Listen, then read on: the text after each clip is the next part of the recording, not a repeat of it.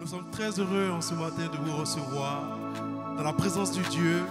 Alors, est-ce que vous êtes là? Est-ce que vous pouvez faire la main comme ça, balancer la main comme ça si vous êtes présent dans la présence de Dieu?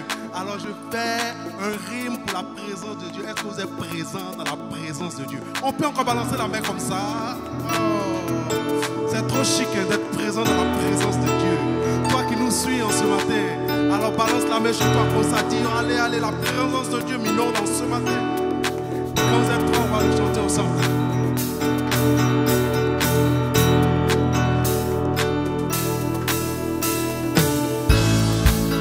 Ça va? Le chant dit chantons le roi de gloire. Il va rentrer, oui, avec toute sa majesté dans ces lieux. Et on l'adore. Tous ensemble, on le célèbre. Chantons, car Dieu est là. Poussons des cris de joie. Dressons-lui un trône de reconnaissance, un palais de louange. Chantons le roi des rois, son amour durera. Et quand on le loue, sa gloire descend sur nous dans son temple ici-bas. Chantons car Dieu est là. Alors on se fait comme ça. Et si tu connais ce chant, tu vas dire chante avec nous. Let's go, c'est parti. Chantons car Dieu est là. Poussons des cris de joie.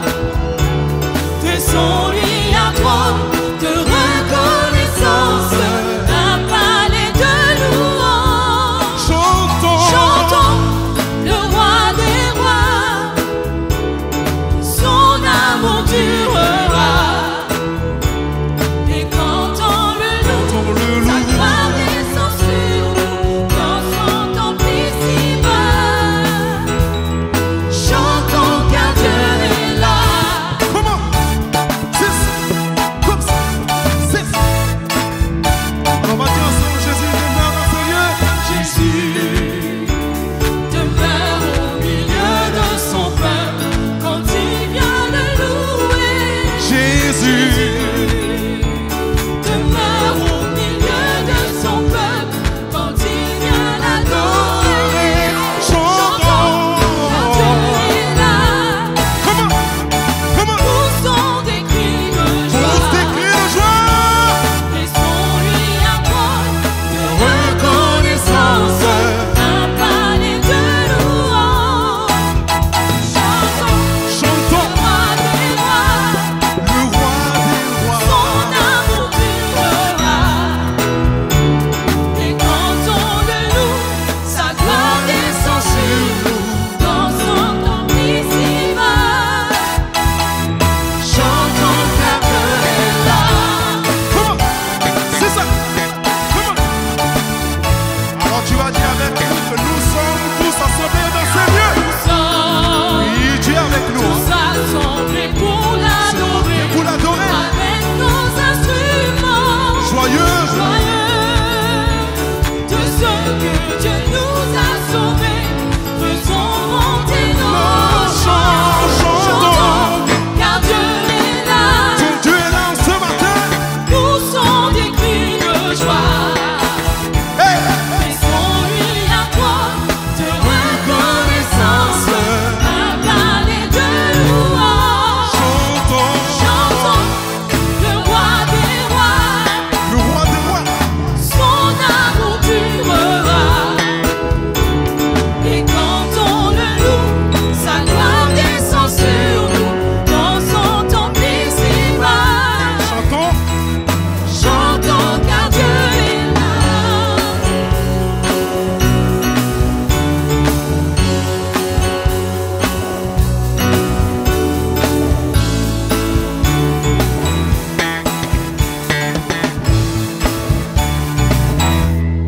Amen.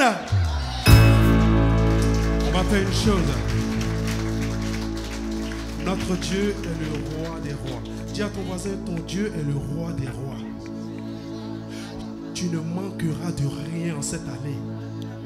tu ne manqueras de rien en cette année. Il te précédera en toutes choses. On va chanter ce chant d'adoration. On va profiter de ces instants pour nous approcher de notre Dieu. Lui dire qu'il est bon, qu'il est grand. Est-ce que tu peux fermer les yeux un instant et dire à ce Dieu qu'il est bon, qu'il est grand dans ta vie, qu'il surpasse toutes choses dans ta vie, qu'il agit dans le secret. Sois-lui reconnaissant ce matin.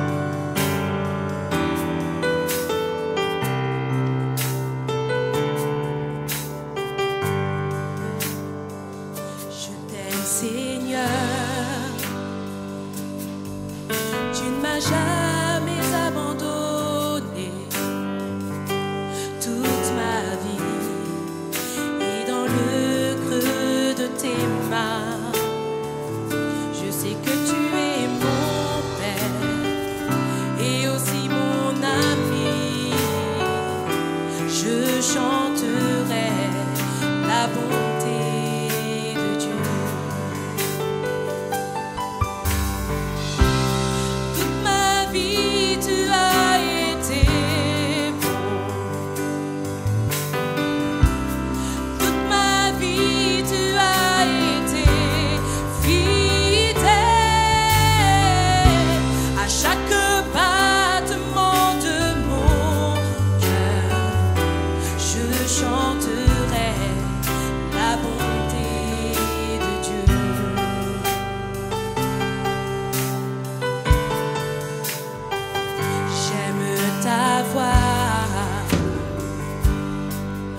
Dans le feu, tu conduis mes pas. Dans la vallée, tu te tiens tout près de moi. Je sais que tu es mon Père et aussi mon ami. Je chanterai la bonté de Dieu.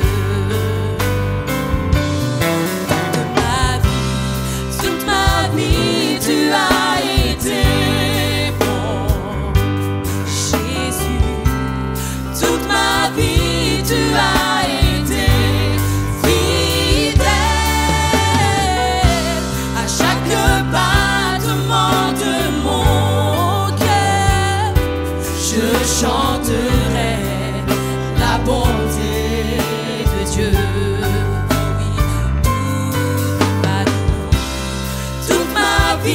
Tu as été bon, Jésus.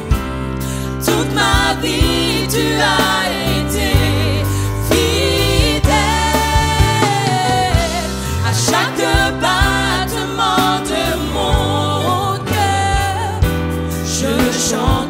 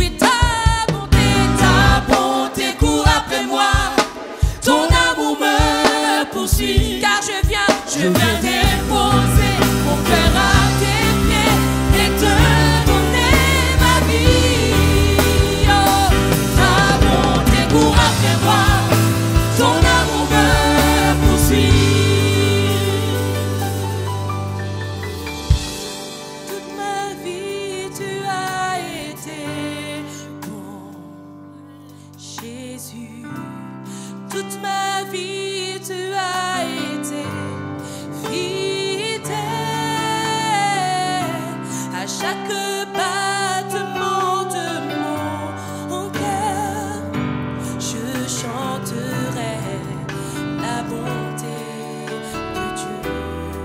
Je chanterai la bonté de Dieu. Je chanterai la bonté de Dieu. Je chanterai la bonté de Dieu. Je chanterai la bonté de Dieu. Je chanterai la bonté de Dieu.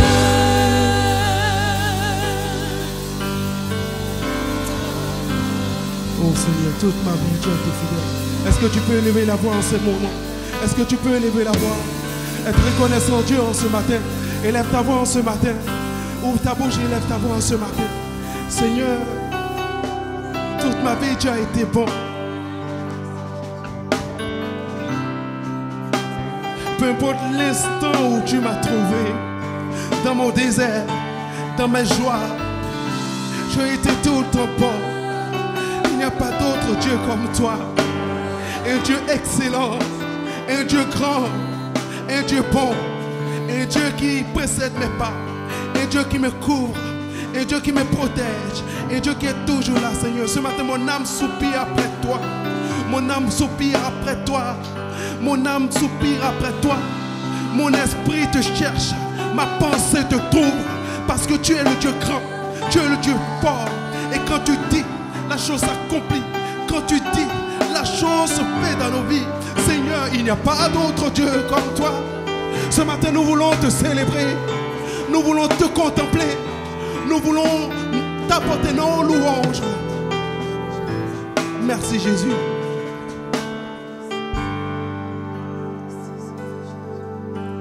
Mon âme soupira près de toi et mon esprit en moi te cherche. Toi seul est le désir de mon cœur et je vis pour t'adorer.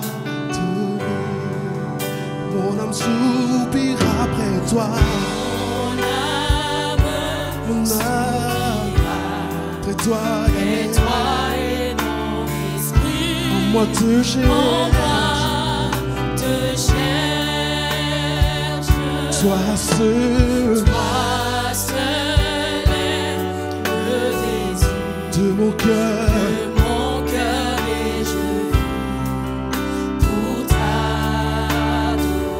Alors tu vas dire mon âme soupire après toi Seigneur. Ce matin tu l'es avec moi. De tout ton cœur chante ce chant. Tu recherches le Seigneur à travers ce chant qui apporte solution, qui apporte vie. Sois seul Yahweh, Yahweh. Tu es mon désir.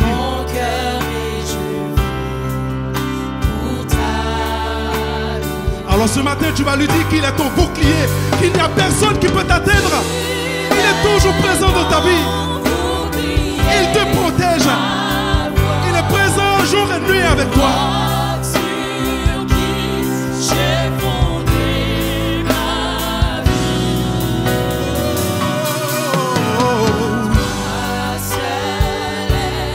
Le désir de mon cœur et je vis tout adorer. Tu es mon bouclier. Tu es ma force. Le roc sur qui j'ai fondé ma force.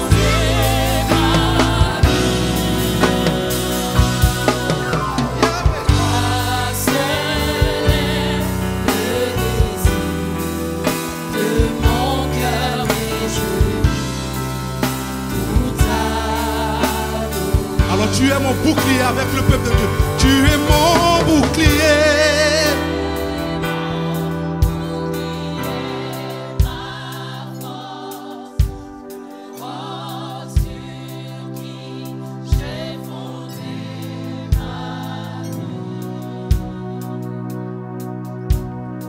Toi,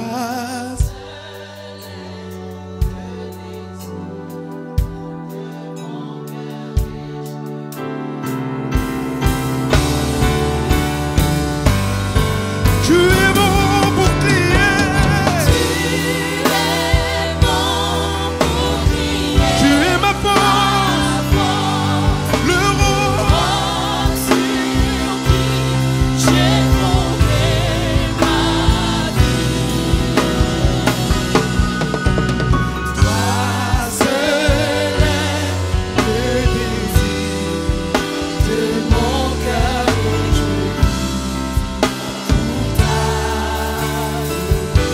Et je vis pour t'adorer. Je vis pour t'adorer. Tu m'as créé pour t'adorer, pour te célébrer, pour te chanter, pour te contempler. Je vis pour t'adorer, pour te chanter, pour accomplir mon ministère sur terre au travers de la louange. Je vis pour t'adorer.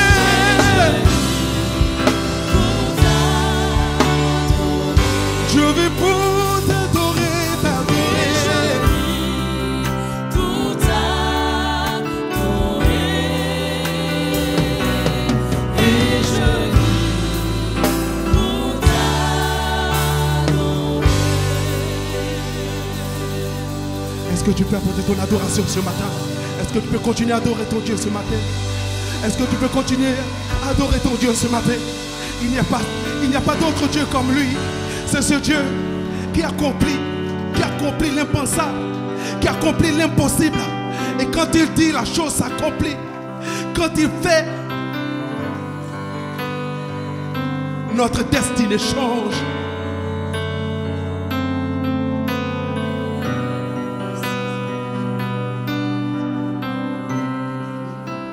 Me voici pour nous. Chante-le. Me voici. Dis-le avec foi. Alors chante-le de tout ton cœur. Tout en toi est beau. Tout en toi est. Tout en toi.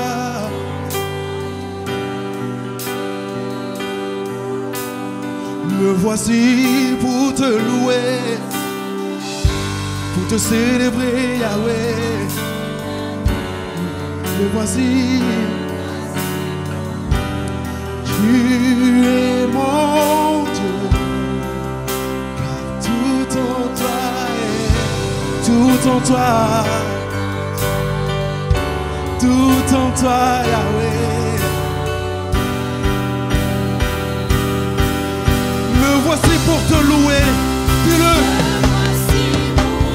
Me voici pour te louer. Me voici pour dire, tu es mon Dieu. Car tout en toi est beau. Tout en toi est beauté. Tout en toi est grandeur. Tout en toi est merveilleux. Je me livre totalement.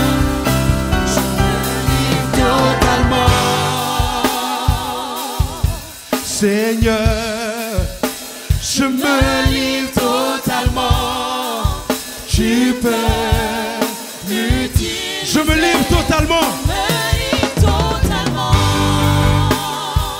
Seigneur Jésus, je me livre ce matin à toi. Je me livre totalement.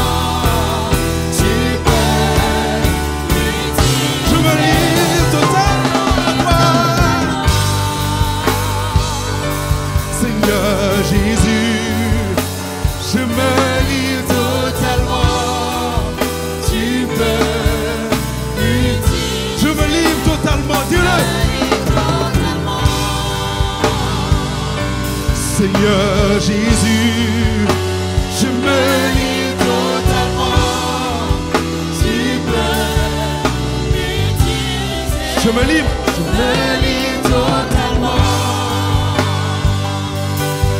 Seigneur, je me livre totalement. Tu peux m'utiliser. Me voici devant toi, ma vie est entre tes mains. Je veux voir tes désirs se révéler à moi. Je me livre totalement. Seigneur Jésus, je me livre totalement. Tu peux m'utiliser. Je me livre totalement. Seigneur Jésus, je me livre totalement. Tu peux.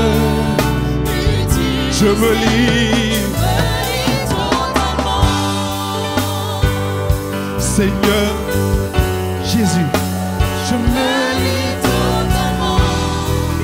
Tu peux. Me voici pour te louer, Seigneur. Voici pour louer. Me voici à tes pieds. Me voici pour dire tu es mon Dieu, car tout en toi est beauté, tout en toi est grandeur, tout en toi est merveilleux pour moi. Me voici pour te louer de tout cœur. Me voici, tu es mon Dieu, car tout en toi est beau, tout en toi est grand, tout en toi est merveilleux pour moi. Me voici pour te louer, me voici pour louer, pour te condamner. Me voici à tes pieds.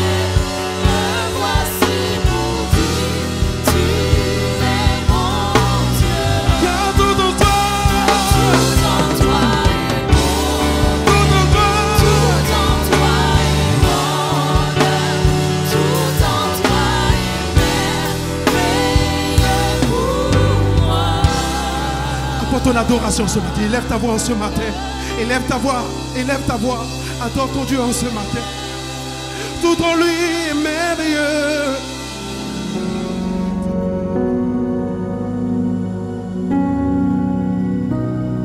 Amen. Gloire à Dieu. Je bénis le Seigneur qui me permet d'être ici. En tout cas, c'est ma dernière intervention pour ce week-end ici. Et je tenais à dire un grand merci à Dieu. Et un grand merci à vous pour votre accueil qui était vraiment chaleureux. Merci, merci à Jocelyne, merci à Edwige, merci au pasteur Céline, merci à tous les pasteurs, merci à tous les ouvriers. Est-ce qu'on peut les acclamer? Que Dieu soit béni. Et j'étais en train de me dire, je ne suis pas venu seulement pour bénir, mais moi-même je suis béni. Amen. Je suis béni de votre manière d'adorer, de votre manière de célébrer et de votre liberté dans la présence de Dieu. Amen. Il se pourrait que quelqu'un soit choqué quand nous adorons le Seigneur, mais tu ne connais pas mon histoire. Voilà pourquoi tu es choqué par ma louange. Si tu connaissais mon histoire, tu allais dire c'est normal qu'il loue comme ça. Les gens qui ont une histoire avec Dieu, quand ils louent, ils ne regardent ni à gauche ni à droite. Donc, chez nous, des fois, quand on loue Dieu, on se met par terre. Parce que c'est lui le roi. Amen. Il nous a ramassés. Quant à moi, il m'a ramassé. Si vous connaissez mon histoire, vous allez dire, waouh, amen. Je faisais des courses-poursuites avec des policiers. Et j'étais un grand truand.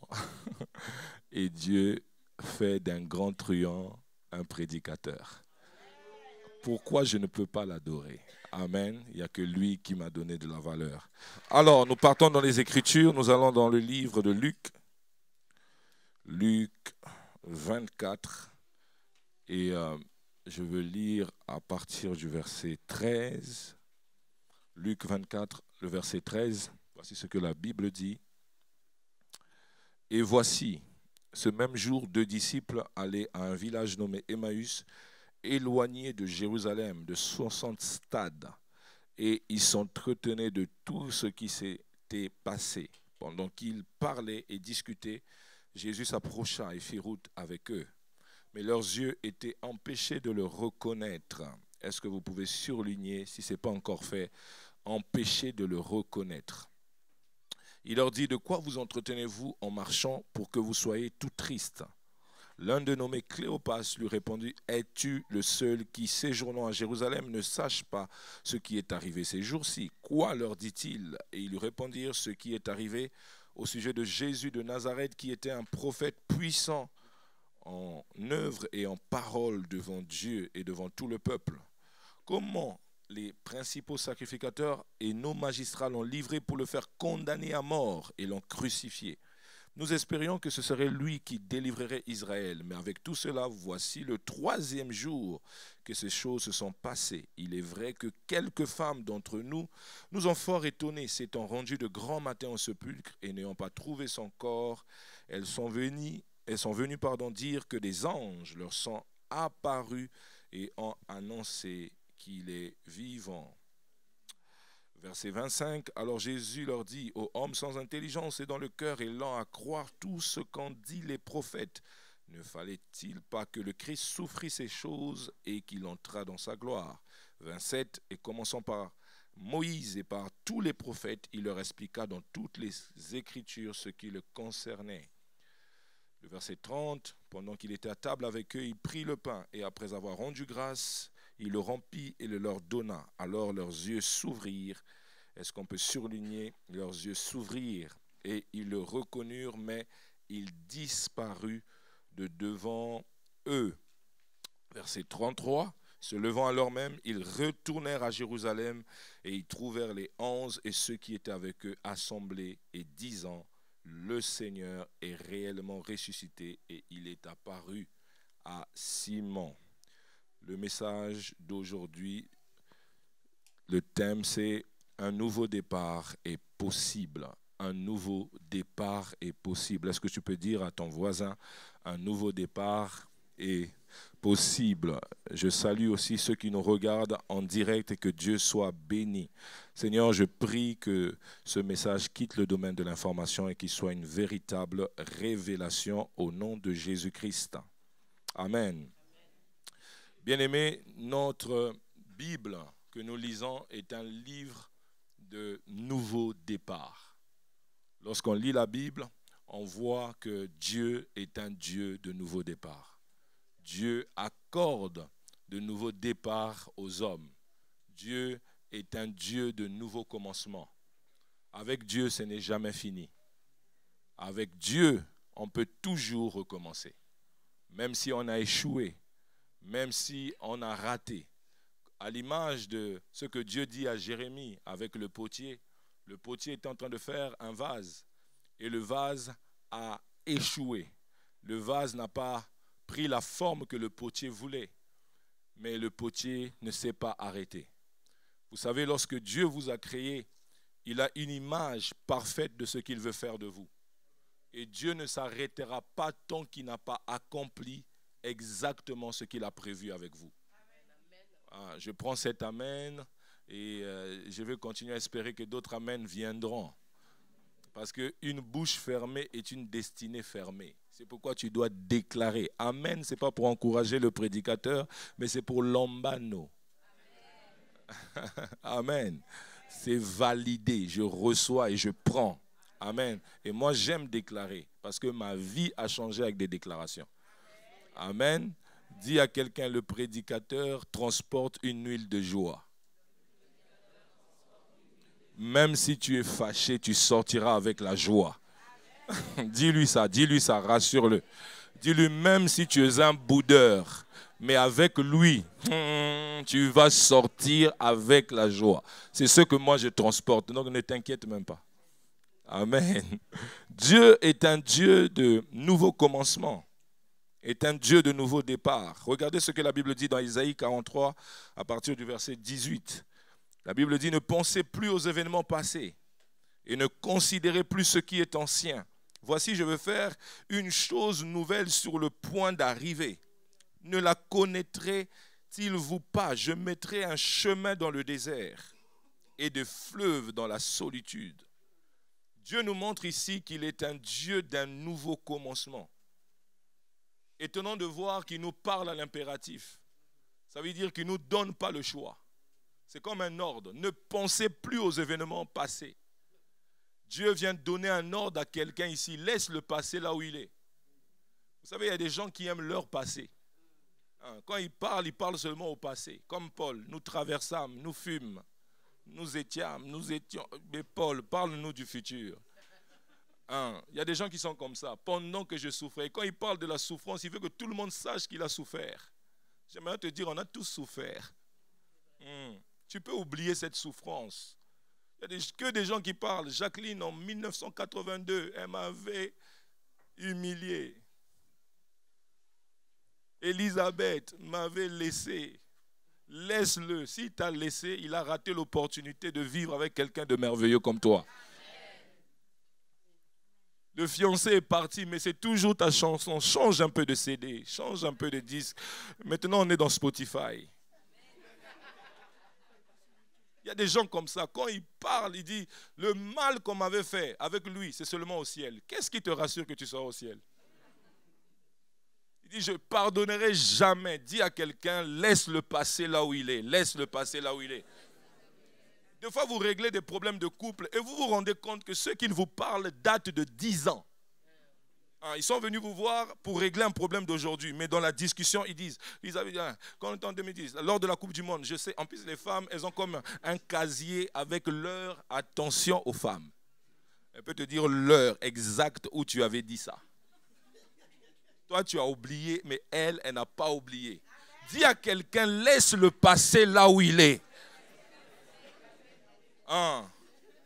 Oui, c'est vrai qu'on t'a fait du mal, mais Dieu dit ne pensez plus aux événements passés. Pourquoi? Parce qu'il a préparé une chose nouvelle. Oh, j'aime notre Dieu qui prépare des choses nouvelles pour nous.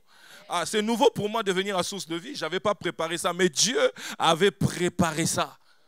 Vous savez, Dieu dit dans le livre de Psaume 23, il dresse une table en face de nos adversaires.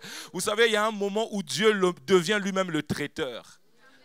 C'est Dieu lui-même qui va dans la cuisine et qui fait à manger pour toi.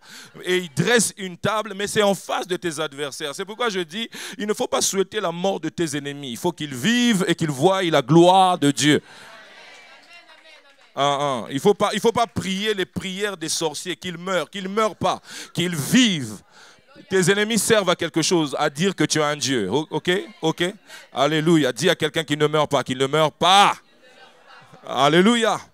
Dieu prépare des bonnes choses pour nous. J'aimerais te dire, tu vas goûter les choses que Dieu a fait. Un jour, Dieu est allé dans une fête de mariage et la fête devait s'arrêter parce qu'il n'y avait plus de vin. Mais il y avait là quelqu'un. Il n'est ni vigneron, il n'est ni spécialiste de vin. Il est spécialiste au fait en tout. Ça, c'est le Jésus que je sers. Et quand ils ont goûté ce qu'il a fait, ils ont dit non, on n'avait jamais goûté une telle chose. Je prophétise et je déclare que ce qu'on va goûter de ta vie, ça sera quelque chose qu'on n'a jamais vu. On a vu des mariages, mais le tien, mais tu vois, ton amen m'embête, me dérange. Ton amen est dans le coma, je n'accepte pas ça.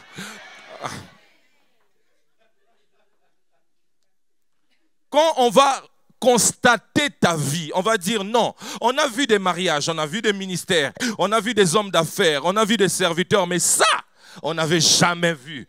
On n'avait jamais vu, parce que Dieu peut faire ce que l'œil n'a point vu, l'oreille n'a point entendu, qui n'est pas monté dans le cœur de l'homme. Oh Seigneur, Seigneur, je suis venu vous dire à Sarcelles, dans les jours à venir, vous allez voir des choses nouvelles. Ça n'a jamais été vu, ça n'a jamais été constaté, mais Dieu l'a tenu en réserve pour ses bien-aimés. Il le tient en réserve, même un bon mariage, il le tient en réserve. Dieu ne souhaite pas que dans ton mariage, tu deviennes seulement intercesseur. Il y a des gens, ils se marient, ils deviennent intercesseurs. Il y a d'autres, ils se marient, ils deviennent adorateurs. Tu choisis quel camp? Le camp de ceux qui lient, je vais casser, je vais briser, je vais lier. Ou les gens disent, oh, mais grâce immense. Tu adores. Quand tu regardes ton mari, tu adores.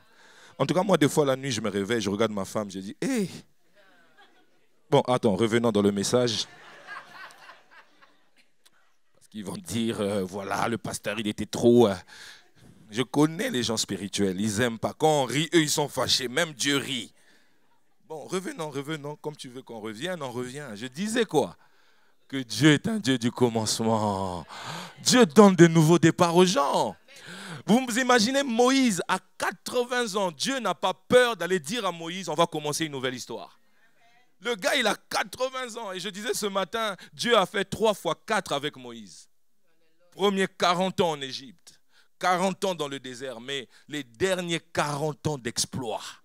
Alléluia. Il est mort à 120 ans. Alors j'aimerais te dire, les meilleures années pour toi sont devant. Les meilleures années, pousse quelqu'un, dis-lui, les meilleures années sont devant. Les meilleures années sont devant. Oh, qui t'a dit que les meilleures années sont derrière? Il y a des gens, quand ils parlent de leur passé, ils disent, nous, quand on était jeunes, là, on priait vraiment. Mais aujourd'hui, est-ce que tu pries toujours? Nous, quand on était jeunes, on évangélisait. Vous, là, c'est comment? Non. Nous, quand on était jeunes, on était romantiques avec votre maman. Mais le romantisme est passé où? Nous, quand on était jeunes, on était zélés. J'aimerais te dire, tu peux être zélé à 80 ans. Tu peux commencer une nouvelle histoire avec Dieu. L'âge n'effraie pas Dieu.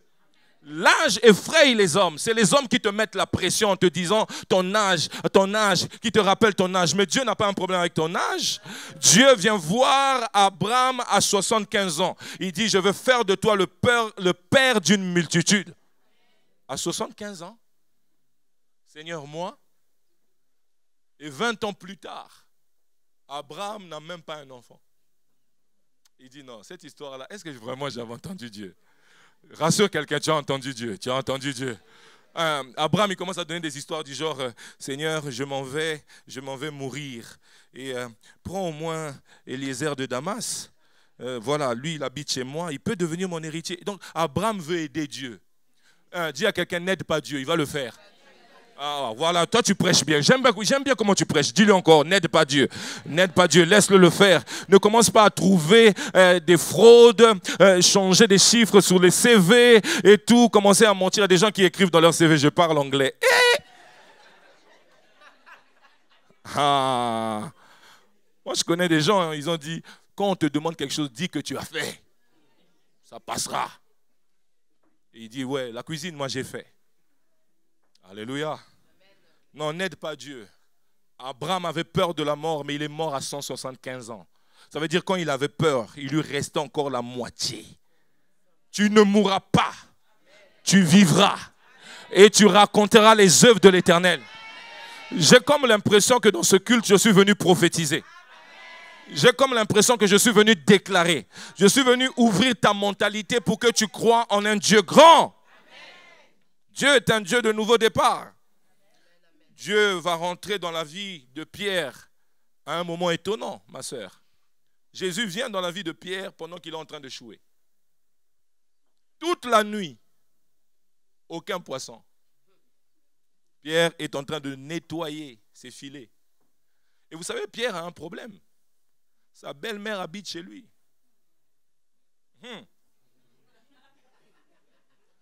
Donc Pierre, pendant qu'il nettoie ses filets, il ne pense pas d'abord à sa femme. Il pense à sa belle-maman. Sa belle-maman qui va dire à sa fille, voilà, d'aller se marier avec un pêcheur de poissons. Donc Pierre est là en train de laver et il voit un gars qui lui dit, donne-moi ta barque. Mais attends, je viens de faire toute une nuit. Vous savez, Dieu est bon. Dieu vient dans nos vies quand les gens s'enfuient. Punchline, je recommence. Dieu vient dans nos vies quand les gens s'enfuient. Il vient quand tout le monde est parti. Alors, ne pleurez pas quand les gens partent. C'est le bon moment pour Dieu de venir. Laisse-les partir, c'est l'invitation à Dieu. Dieu dit, moi je viens quand tout le monde a perdu, moi je viens quand c'est fini. Moi je ne suis pas comme certaines équipes qui ont besoin des arbitres pour gagner. Moi, quand c'est fini, c'est là où je viens. Et il dit à Pierre, retournons au lieu de ton échec.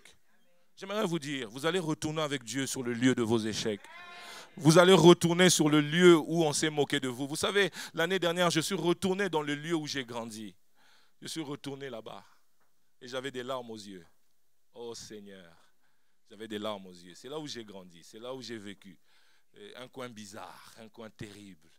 Mais j'étais là et j'étais en train de dire, Seigneur, quel parcours. Tu es venu chercher quelqu'un ici. Vous savez, nous autres, Dieu est parti nous chercher là où le GPS ne connaît même pas. C'est-à-dire, si on met l'adresse dans le GPS, le GPS éteint. Nous, Dieu nous a cherché à Lo-Debar. Tu connais Lo-Debar? C'est des coins où même il n'y a plus la voie goudronnée. La voie s'arrête. Vous créez vous-même votre voie. Et puis dans ce lieu-là, on m'avait dit, toi, vraiment, ta vie est bizarre. Dieu ne fera rien avec toi, tu vois. Et c'est là-bas que je suis retourné. Je suis retourné là-bas et j'ai dit, Seigneur, merci. Tu es venu prendre quelqu'un qui n'avait pas de valeur. Tu lui as donné la valeur. Tu lui as donné une histoire. C'est pourquoi toute ma vie, je servirai Dieu. Toute ma vie, j'adorerai Dieu. Toute ma vie, je prêcherai un Dieu bon. Dis à quelqu'un, je n'abandonnerai pas Jésus. Dieu est un Dieu de nouveau départ et il est en train de dire, il fraye un chemin dans le désert. C'est un désert pour toi, mais pour Dieu, c'est un chemin. C'est bien de prêcher quand sa femme est là. C'est un désert pour toi, mais pour Dieu, c'est un chemin. Vous savez, il y a toujours deux visions dans la vie. Il y a la vision que tu as et il y a la vision du ciel. La terre voit un désert, mais Dieu voit un chemin vers Canaan. La terre voit un géant Goliath, mais le ciel voit une opportunité de célébration. C'est pourquoi les hommes connectés au ciel, quand ils voient une crise, ils voient une opportunité. David, quand il voit, il dit, mais derrière ce géant, qu'est-ce qui se cache? À chaque fois qu'un géant va se lever dans ta vie, dis, c'est un départ que Dieu me donne pour le célébrer. Ce combat vient encore pour que je rende gloire à Dieu. Ça ne te tuera pas. Non, si ça a tué les autres, toi tu es un bien-aimé, tu es une bien-aimée. Ce qui a tué les autres ne va pas te tuer toi. Nous prenons les mêmes trains, mais nous ne sommes pas pareils.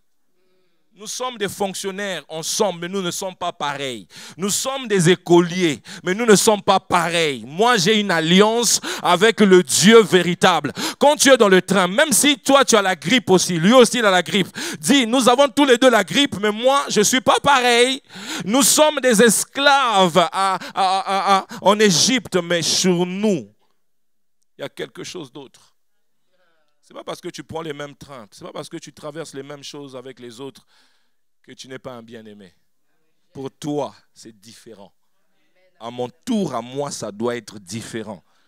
Dieu est un Dieu de nouveau commencement. Et dans le texte que nous avons lu, nous voyons un Dieu du nouveau départ.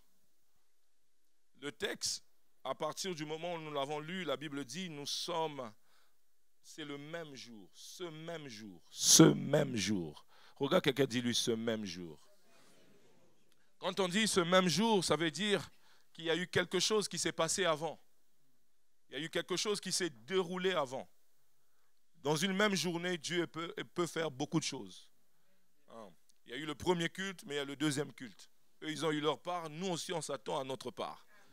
Il ne faut pas limiter Dieu. Il ne faut pas dire Dieu a déjà agi dans cette journée, c'est bon. Même dans une journée, tu peux vivre la faveur d'en haut et la faveur d'en bas. Tu peux vivre la faveur de Dieu et la faveur des hommes. Il y a des journées où vous n'êtes pas poursuivis par des mauvaises choses, mais vous êtes poursuivis par Dieu. Je vois comme ça dans l'esprit certaines journées où tu vas dire à Dieu, ça suffit. Ça vous est déjà arrivé? Moi, ça m'est déjà arrivé de dire à Dieu, c'est bon, là c'est trop, s'il te plaît.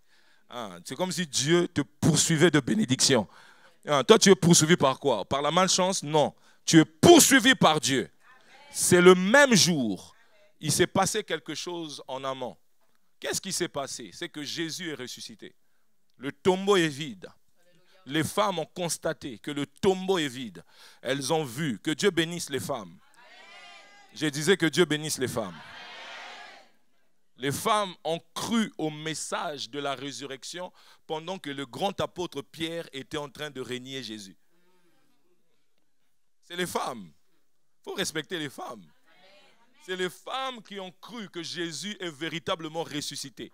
Elles sont parties l'annoncer à l'apôtre Pierre. Et l'apôtre a dit, non, mais ces histoires-là, quand il parlait, il blaguait. Ça veut dire que quand une femme croit, Oh, elle peut changer toute une famille. Oui. Écoutez-moi très bien. Quand une femme se lève dans une maison, c'est dangereux pour le diable. Oui. Oui. On ne dit pas l'homme sage bâtit la maison. La femme sage.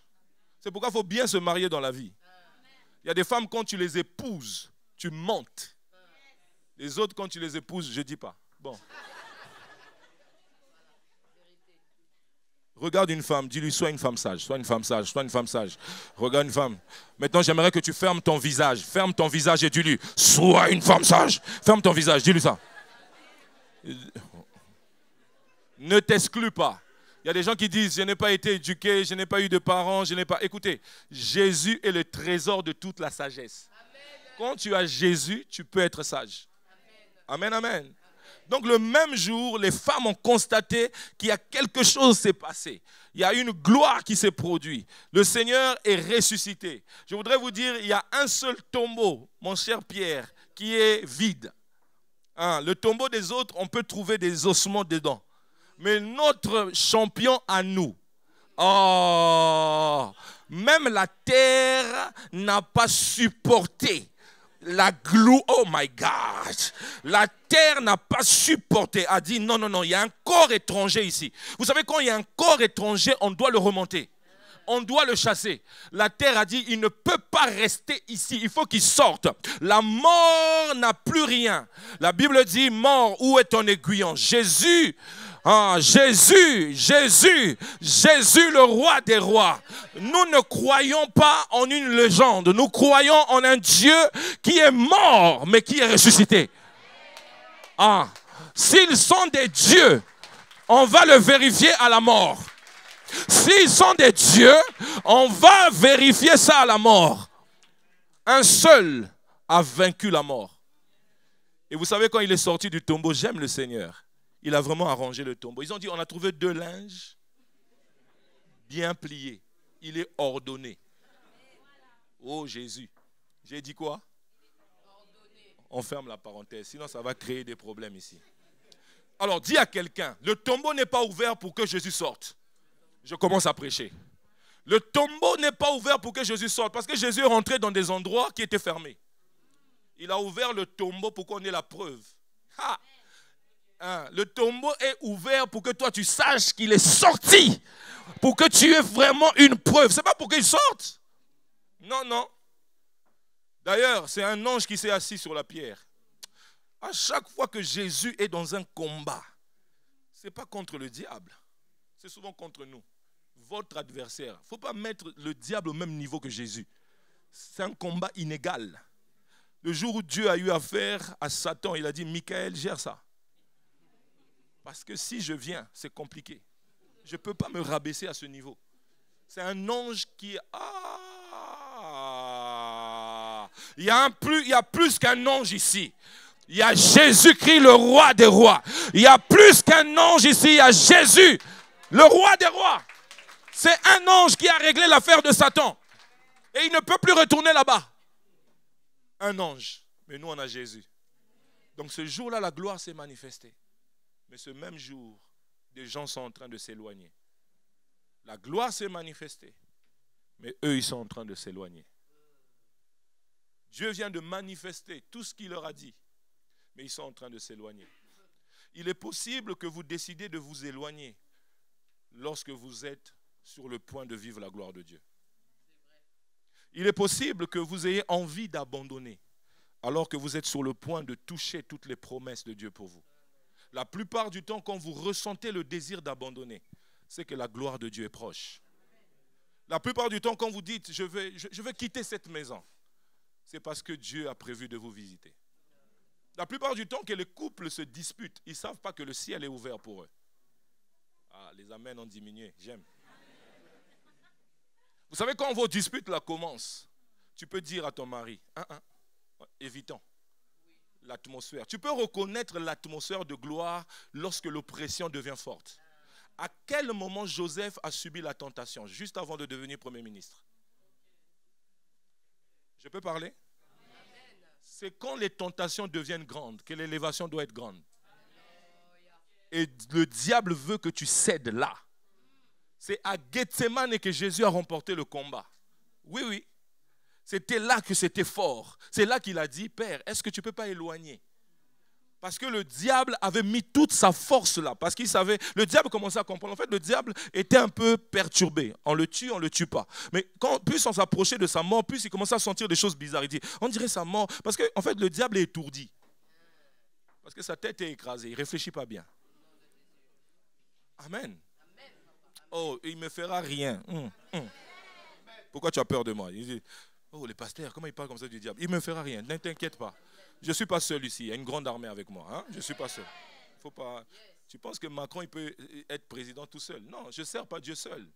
Si tu ouvres bien les yeux, tu verras une armée. Amen, amen.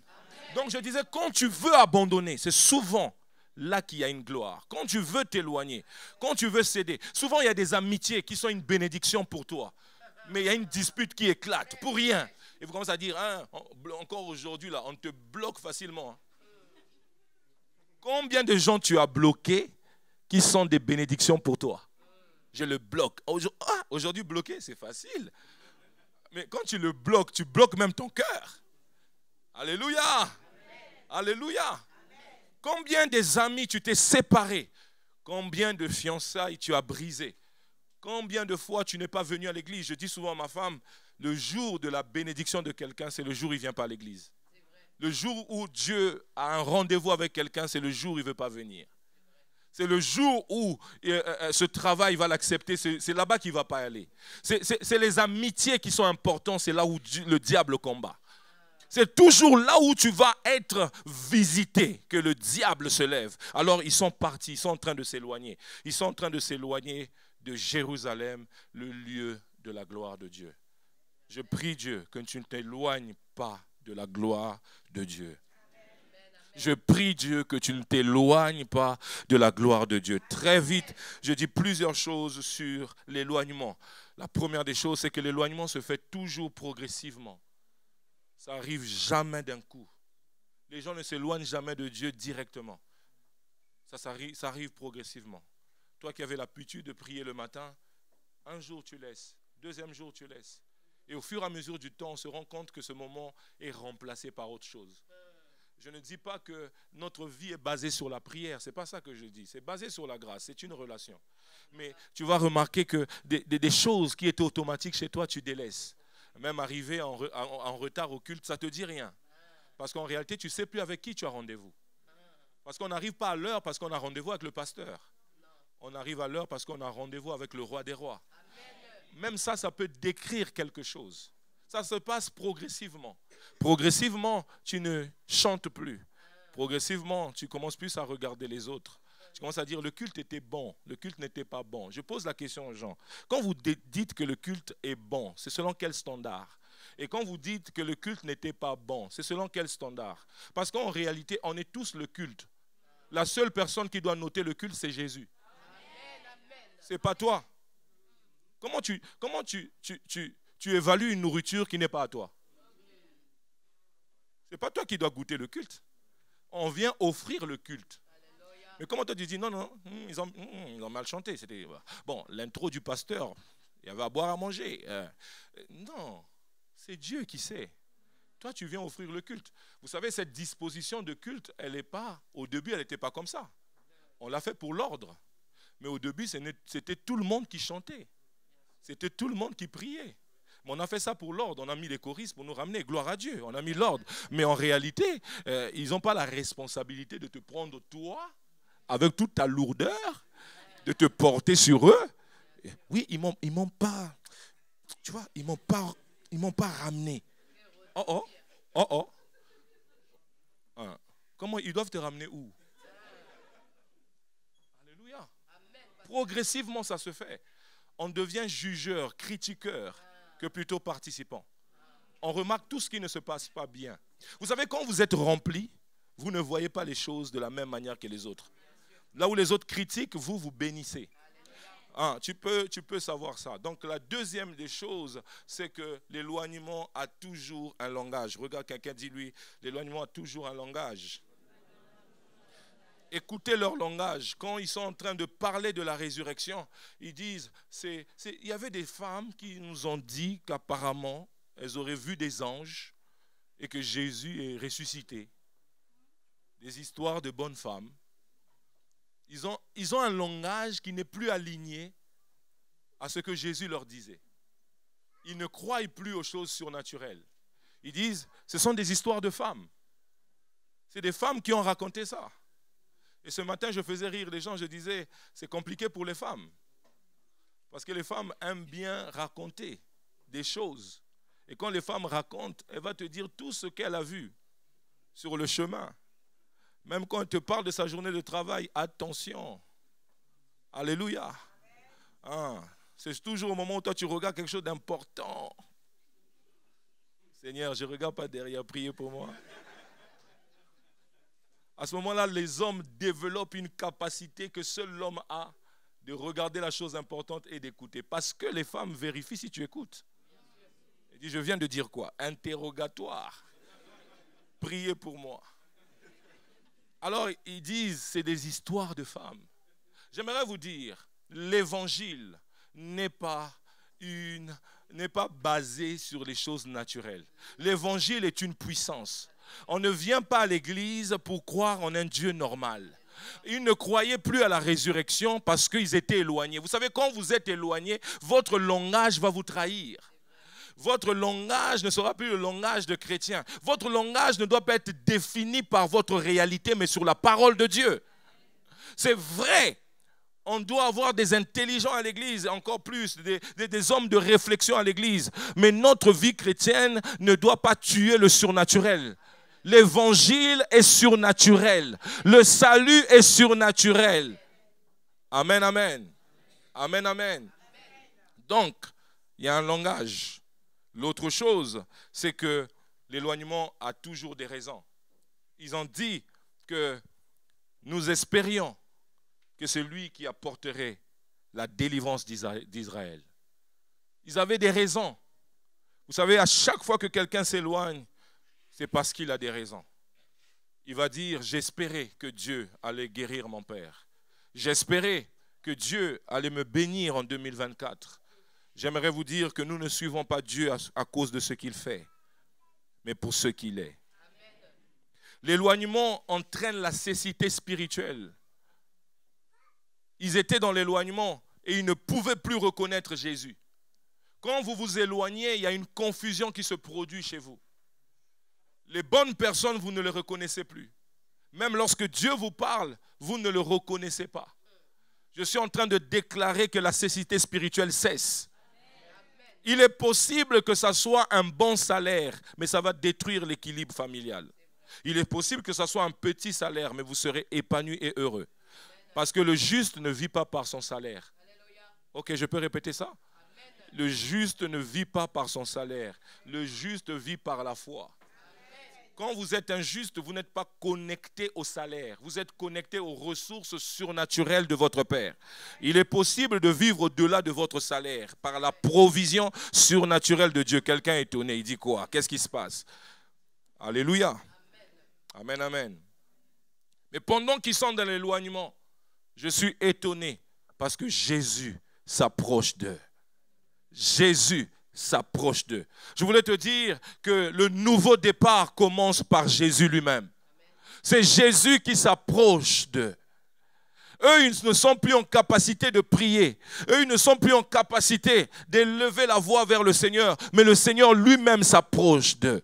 Le Seigneur lui-même vient. Nous avons un sauveur qui a quitté le ciel pour venir vers les pécheurs. Nous avons un sauveur qui est capable d'aller là où les hommes ne peuvent pas venir. Nous avons un sauveur, même lorsque votre mariage est dans le chaos, il est capable de venir vous relever. Nous avons un sauveur, même lorsque cet enfant, vous dites qu'on ne peut rien en faire, il peut prendre cet enfant et l'emmener dans la gloire. Le sauveur est venu vers des personnes qui étaient anonymes. Il a laissé les pierres. Pierre, il a laissé les apôtres. Il est parti chercher des personnes qui étaient sur un chemin éloigné. Je suis venu dire à quelqu'un, Dieu va aller te chercher là où les hommes ne peuvent pas te chercher. Je voudrais te dire, même si tu n'es pas connu à l'église, Dieu te connaît. Même si tu n'es pas sur cette estrade, Dieu te connaît. Même si tu n'es pas dans le groupe musical, Dieu te connaît. Il connaissait ses disciples et il est parti les chercher dans un chemin de perdition, dans un chemin où ils étaient découragés, ils étaient tristes, ils étaient brisés. J'aimerais te dire, il n'y a aucune situation qui va empêcher Dieu de venir te chercher. Je bénis le Seigneur parce que le nouveau départ commence par lui. Ça ne commence pas par mes forces. Ça ne commence pas par ma prière. Ça ne commence pas par me parler en langue. Ça commence par son amour. Ça commence par sa grâce. Ça commence, c'est un mouvement que lui-même fait. La religion, c'est le mouvement de l'homme vers Dieu. Mais le christianisme, c'est Dieu qui vient vers l'homme. C'est Dieu qui se révèle. J'aimerais vous dire que Dieu va se révéler. Il se révèle à ses hommes. Et lorsqu'il se révèle à ses hommes, il utilise la parole de Dieu. On l'a lu. Il a dit, commençons par les prophètes. Commençons par Moïse et les prophètes. Il a parcouru toutes les Écritures pour leur parler. Non seulement le nouveau départ commence par le mouvement de Dieu, mais le nouveau départ commence aussi par les Écritures. Pose la question à quelqu'un, quel est ton rapport avec les Écritures? Quel est ton rapport avec la Bible? Il n'y a pas beaucoup de gens. Pose la question, quel est ton rapport avec la Bible? Dis-lui, c'est quand la dernière fois que tu as lu la Bible? Il y a vos Bibles qui m'ont parlé. Ils m'ont dit, on a des problèmes. Il y a des Bibles qui m'ont dit, nous avons des blessures intérieures et extérieures. Parce qu'on ne nous lit qu'à l'église le dimanche. Et en plus, comme on ne ramène plus les Bibles en papier, c'est notre téléphone. Même quand tu dois rentrer dans le téléphone, tu vas d'abord sur WhatsApp. Ça, ce n'est pas ici. Ça, c'est en Australie. Ça, ce n'est pas à Sarcelles. À Sarcelles, ils lisent leur Bible matin, midi, soir. Dès qu'ils se lèvent, ils ouvrent Psaume. À midi, ils sont dans les épîtres. Ça, ce n'est pas à Sarcelles. À Sarcelles, ils ont déjà lu. Ils sont en février, mais ils ont déjà lu la moitié. Ils sont déjà dans Matthieu. À Sarcelles, on lit les Écritures. J'aimerais te dire, ton rapport aux Écritures détermine ton rapport à Dieu. Tu ne peux pas négliger les Écritures et dire que tu aimes Dieu. Il a dit, celui qui m'aime, aime mes commandements, aime ma parole. Tu ne peux pas dire que tu m'aimes et tu n'aimes pas ma parole. Moi et ma parole, on ne peut pas me dissocier. La manière dont tu t'attaches à la parole démontre où tu vas aller. Au commencement était la parole. Vous savez qu'est-ce qui s'est passé? Au commencement, la terre était informe et vide. Il y avait les ténèbres. L'Esprit de Dieu se mouvait. L'Esprit de Dieu se mouvait, mais il attendait quelque chose. La parole. La parole est capable de changer les ténèbres en lumière. La parole est capable de changer l'informe en donnant une forme. C'est la parole qui donne la forme. À chaque fois que tu es en contact avec la parole, tu changes de forme. Il y a un verset pour ton problème. Il y a une parole pour ton problème. À chaque fois que tu es dans le problème, ne cherche pas d'abord les pasteurs. Ne cherche pas d'abord les manifestations. Les manifestations, c'est bien. Cherche la parole. Lorsque tu auras la parole, le diable même va se soumettre à la parole. Il y a des gens même qui vont prier. Ils prient sans parole. Quand vous priez, dites la parole. La parole, c'est le testament. Tu dis à Dieu, il est écrit. Ah, le diable aussi connaît, il est écrit. Mais j'aime, lorsqu'il vient voir Jésus avec il est écrit, il vient voir la parole. Il ne sait pas que c'est la parole. Il vient voir Jésus avec il est écrit, mais Jésus dit, il est aussi écrit. J'aimerais te dire, il est aussi écrit. Il est aussi écrit que par tes meurtrissures, je suis guéri. Il est aussi écrit que tout lieu où foulera la plante de vos pieds, je vous le donne en possession. Il est aussi écrit, je vous donne le pouvoir sur les scorpions et sur les serpents. Il est aussi écrit. Qu'est-ce qu'il est écrit? Qu'est-ce qu'il est écrit? Qu'est-ce qu'il est écrit? Ah, ça c'est quelqu'un de connecté. Qu'est-ce qu'il est écrit? Ah, je vais indexer quelqu'un. Qu'est-ce qu'il est écrit? Je puis tout par celui qui fortifie. Ah, un jour j'étais en mission. Que Dieu te bénisse, ma soeur. J'étais militaire, j'étais en mission. Je n'arrivais pas à faire ce qu'on m'avait demandé. Et Dieu m'a dit, dis simplement, je puis tout par celui qui me fortifie. La parole va dans tous les domaines. J'ai dit, je puis tout par celui qui me fortifie. Directement, j'ai eu l'intelligence de faire exactement ce qu'on me demandait. Écoutez, tu ne peux pas lire la parole et ne pas être intelligent. Tu ne peux pas lire la parole et être un homme normal. Je prie Dieu que dans cette église s'élèvent des hommes amoureux de la parole. Avant d'être amoureux des prophètes et des prophéties, il y a une prophétie ici. Il y a une prophétie pour toi. Lorsqu'on n'a pas prophétisé pour toi, prends la Bible comme une prophétie. Je marche avec la Bible comme une prophétie. Je dis, je suis comme Jésus, la pierre angulaire qu'ont rejeté ceux qui bâtissaient, qui est devenue la principale. Je dis, partout où on me rejette, je deviendrai la principale.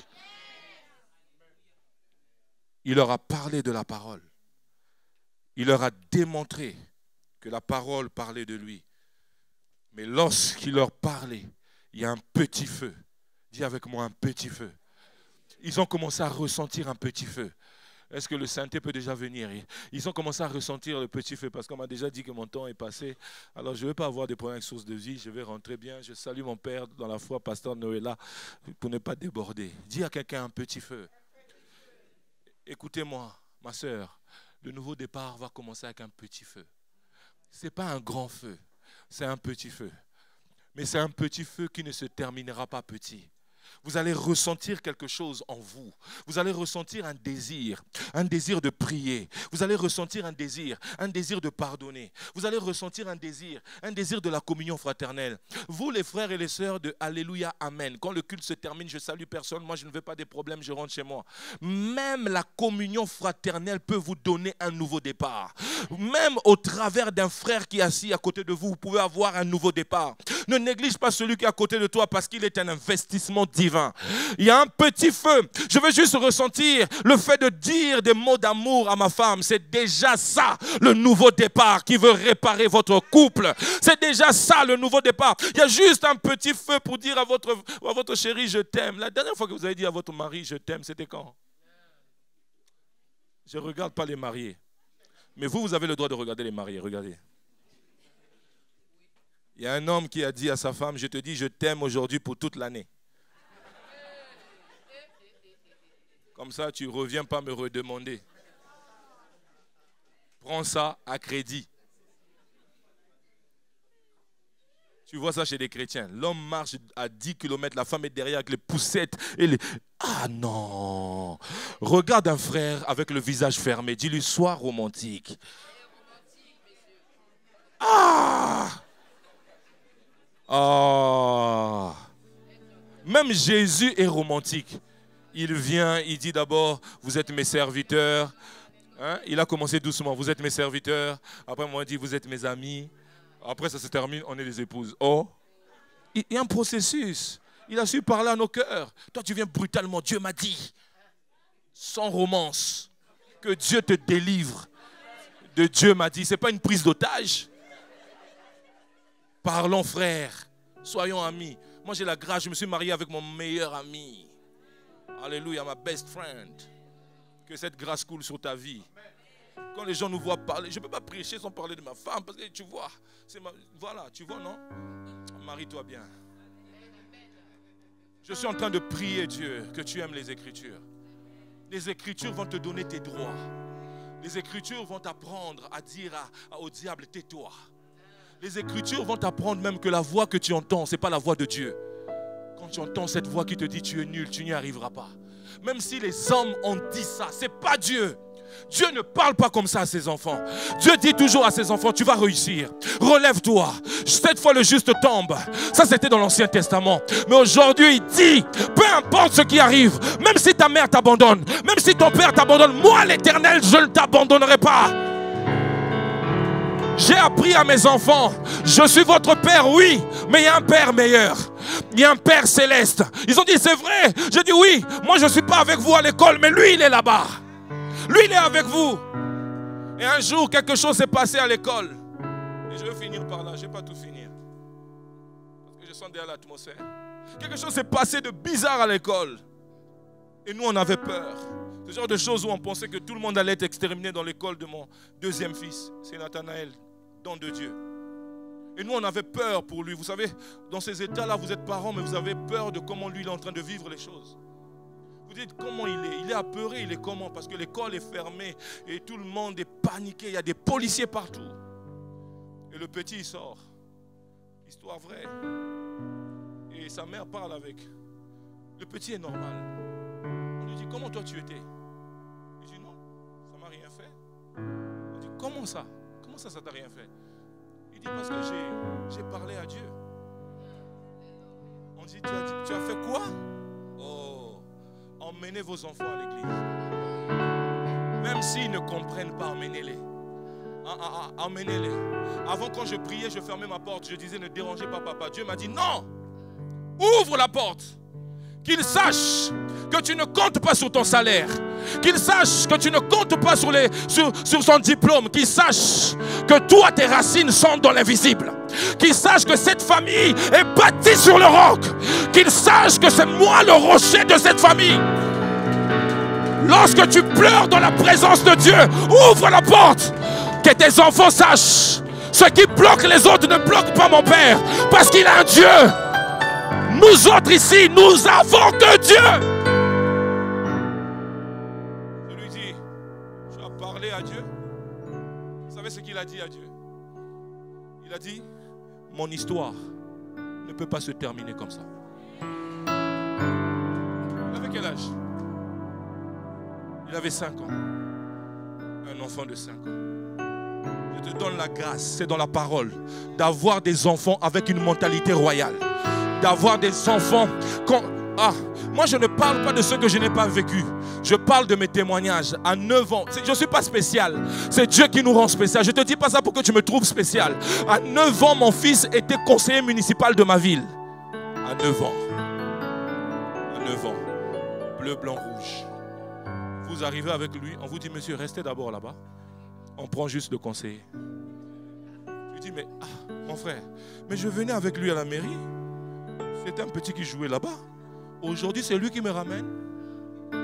J'aimerais vous dire, si ce pays ne vous a pas connu, on connaîtra vos enfants. On connaîtra vos enfants. On connaîtra. Je suis venu prophétiser. Ne néglige pas tes enfants. Si l'Égypte ne connaissait pas Jacob, l'Égypte a découvert Joseph. Et on lui a demandé qui est ton père. Si Saül ne connaissait pas Isaïe, mais il a découvert David. C'est pas grave si ce pays ne te connaît pas. Un jour, il y a des gens qui ont un nom dans la vie.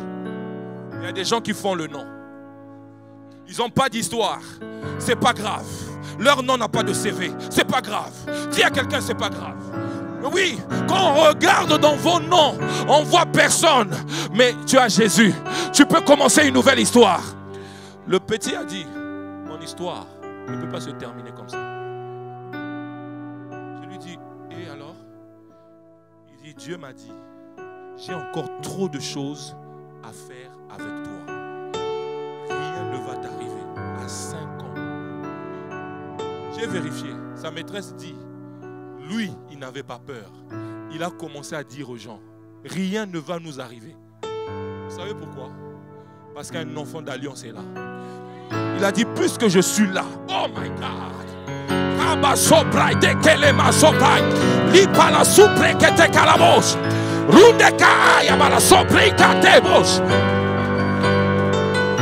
puisque vous êtes là, votre famille ne va pas couler.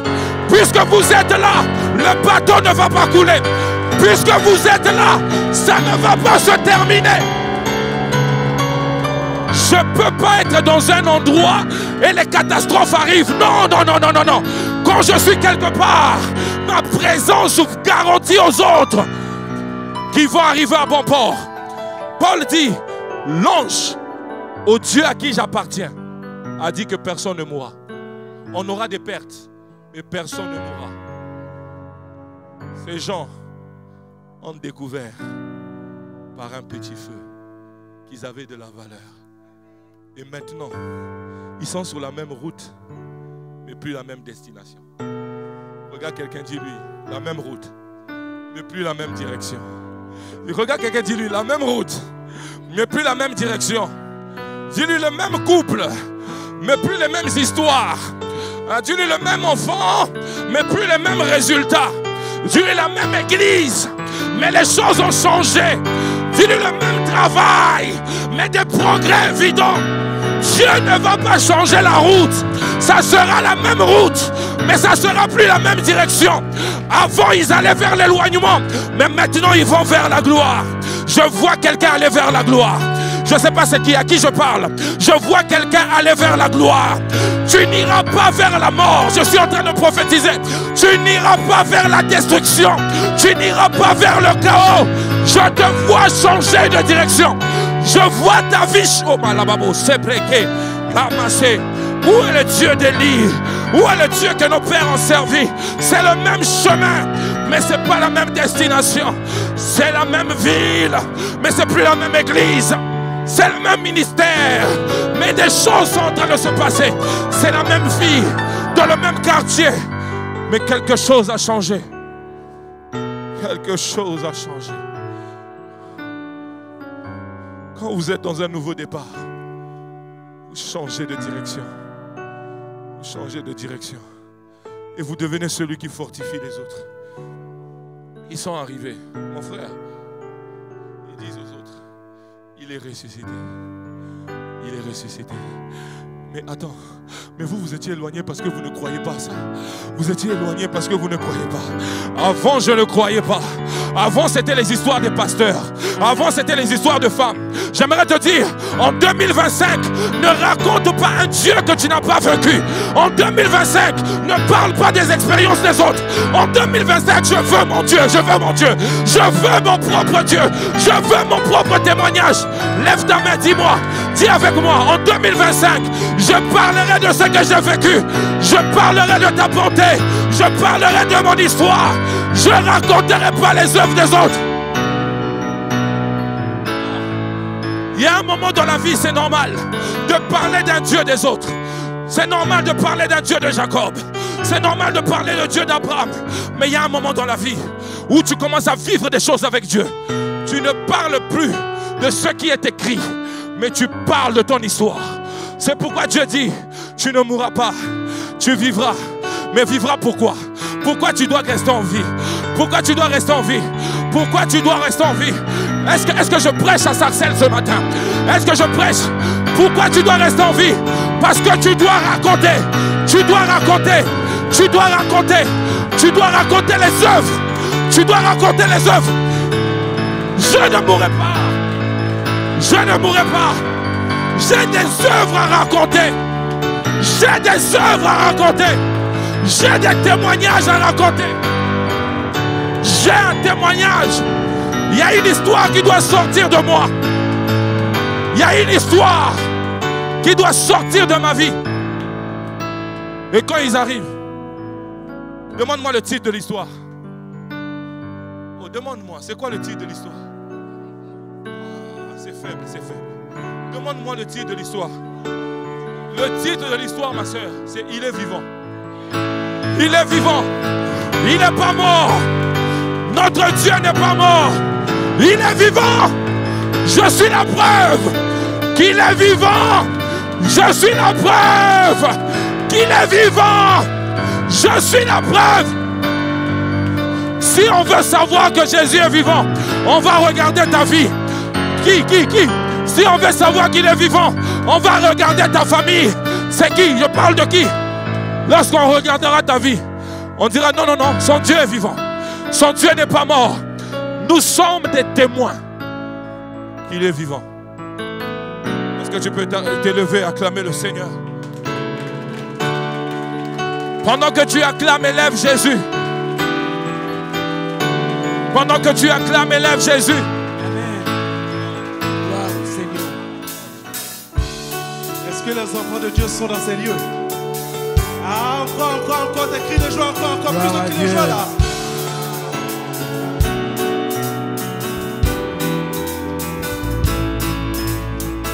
Je proclame Jésus. Il est le roi.